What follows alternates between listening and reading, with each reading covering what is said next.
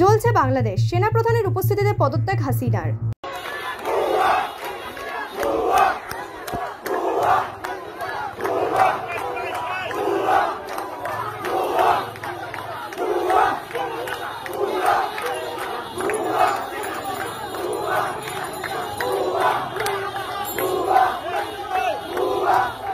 জ্বলছে বাংলাদেশ। এরই মাঝে সোমবার বাংলাদেশের প্রধানমন্ত্রীর পদ থেকে ইস্তফা দিলেন শেখ হাসিনা।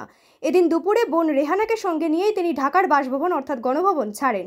নিরাপদ আশ্রয়ের উদ্দেশ্যে তাকে কপ্টারে করে নিয়ে যাওয়া হয়েছে। হাসিনা দেশ ছাড়তেই গণভবনের সামনে জড়ো হন বিক্ষোভকারীরা।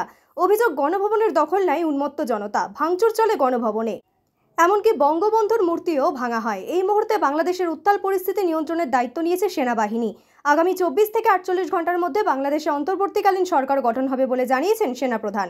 জাতির উদ্দেশ্যে ভাষণে সেনাপ্রধান বলেন, একটু ধৈর্য ধরুন, সকলে মিলে সমস্যার সমাধান করতে সক্ষম হব। কেউ সংঘাতের পথে হাঁটবেন না, শান্তি শৃঙ্খলা বজায় রাখুন। প্রধানমন্ত্রী পদত্যাগ করেছেন এবং এখন একটা ইন্টারিম গভর্নমেন্ট ফর্ম করে আমরা আমাদের কার্যক্রম পরিচালনা করব।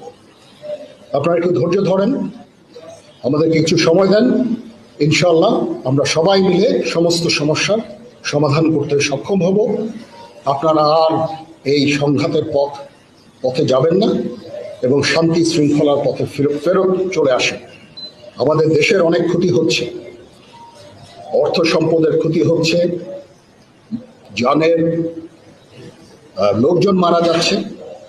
তো এগুলো থেকে আপনারা বিরত হন এবং আমাদের সাহায্য করেন। আমি সমস্ত দায়িত্ব নিচ্ছি, আপনারা আমাকে সাহায্য করেন।